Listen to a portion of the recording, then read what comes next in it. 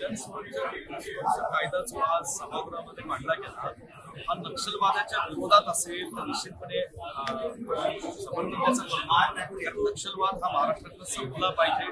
महाराष्ट्रातले विदर्भातले काही जिल्हे चंद्रपूर गडचिरोली सारखे दुर्दैवी वर्षानुवर्षांचा प्रभाव आहे.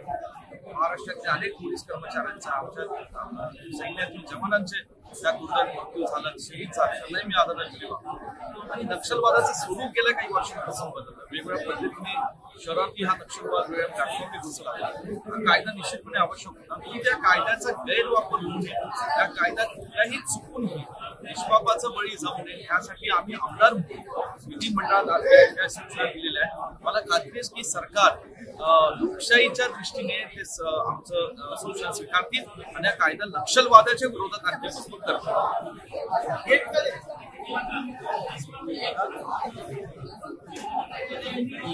विरोधचा विषय हा की याचा गैरवापर.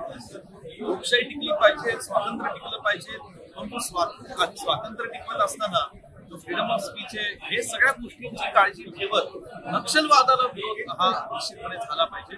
नक्षलवादाच्या विरोधात जो कायदा आहे त्याच्यातल्या बाबीची काळजी घेऊन या ठिकाणी हा कायदा मला वाटतं आज सभागृहात सगळ्यांच्या सूचना अध्यक्षांनी मुख्यमंत्री सरकारने ऐकून त्या सूचना स्वीकारून घेऊन